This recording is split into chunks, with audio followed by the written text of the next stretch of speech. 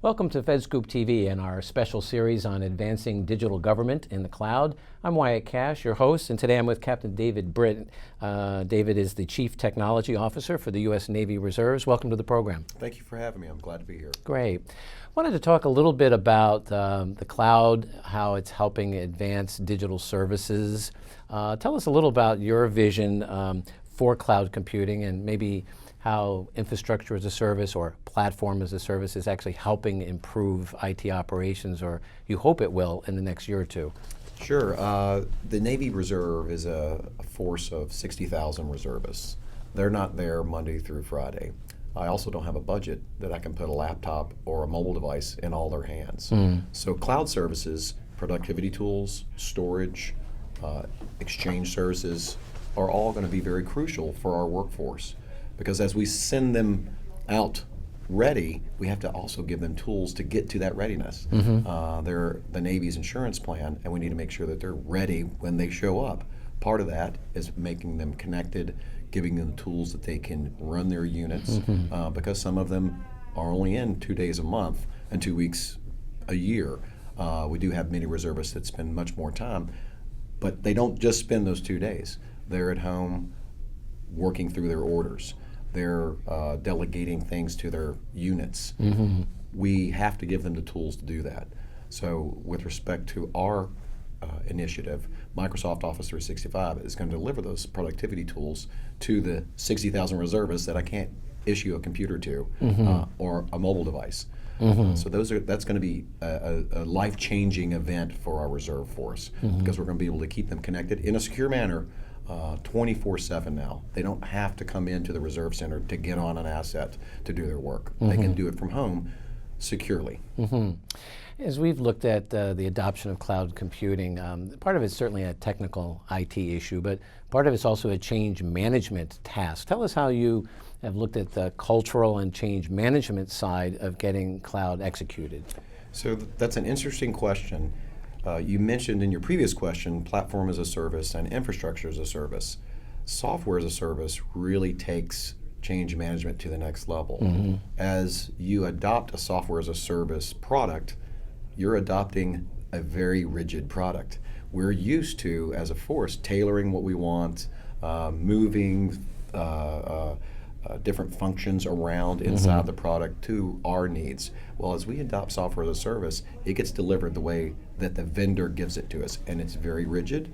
It is customer facing, however, it doesn't face back to the organization to allow us to customize it very much. So when a change occurs, it happens instantaneously across the entire tenancy or instance, for example. So all of my clients see that change immediately.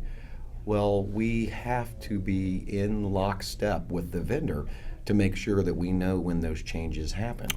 Because it hits our help desk immediately. I'm now missing function X. Well, that function moved because the vendor moved it. It was a security issue. We have to make sure that we understand when those changes are going to roll. We do get a little say, hey, can you pause it for a second, because we have to adjust something on our end. We have to roll out some education perhaps. So that is a big challenge for us. So have you instituted some education campaigns or other ways of helping people adjust with the changes on the fly? Absolutely. One of the things we did was we noticed that there's a need for a change agent in the field. So at all our reserve centers, we have 123 sites across the nation. We do have active duty members that man the site, the reserve center, and then the reservists do come in. So we've selected a few folks at each site and have brought them in for Microsoft Cloud training. So they're kind of our default tier 0 effort for a help desk. They are the folks that get asked questions first before we elevate it, and they call our help center, or we elevate it even further than that with some of our engineers. So we call them our cloud advisors. So we've spent a lot of money traveling them and then training them and sending them back out to help the force adopt these services. We're paying a lot of money for these products, for these tools, and I want to make sure that they're consumed and adopted as quickly as we roll them out. And kind of along with that, I brought some Reserve Cloud Connect. So tell us about this. So we brand what we We brand our products as we make them, as we roll them out, because if I can get this in the reservist's head, they know that this is the tool that's coming out. So RC Squared is Reserve Cloud Connect. So we branded our cloud advisors with a bunch of stickers, T-shirts, a little flag that goes on their desk. Awesome. So the reservists know there's the point of entry for questions, some advice, some expertise at their drill site, so they don't feel lost. Because sometimes big technology changes are rather difficult to ingest for a reservist or for anyone, for example. And this is really a changing, a force-changing event for the Reserve Force. Oh, terrific. Tell us a little more about, as we look at advancing digital services, so that, and I'm wondering how the cloud is helping you deliver new services in more effective ways, so that it's not just a technology platform for delivering information, but it's actually enabling more services that your end users can take advantage of. Sure. The Navy Reserve utilizes SharePoint very effectively. That is how we protect all of our mission-like data. It's not classified, but it is PII, it's for official use only.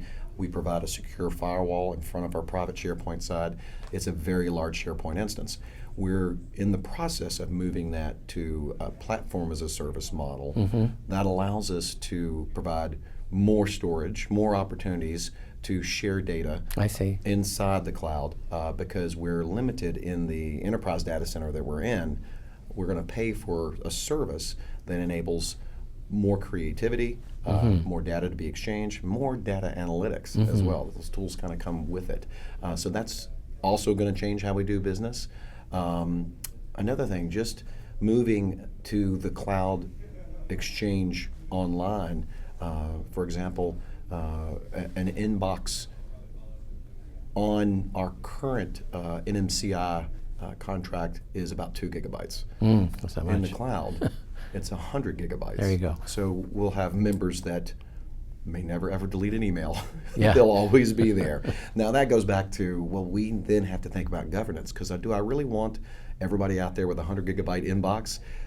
We do have an archive function of 150 gigabytes, so we could probably sweep through inboxes every 90 days, for example. It's a rule that we need to think about as governance. It's a brand new tool, a brand new product that we're working with, but those are a couple ways that I can see it transforming our reservists' lives. Sure, it helps them be more productive and not having to think about it, having to delete this to make room for that. Exactly.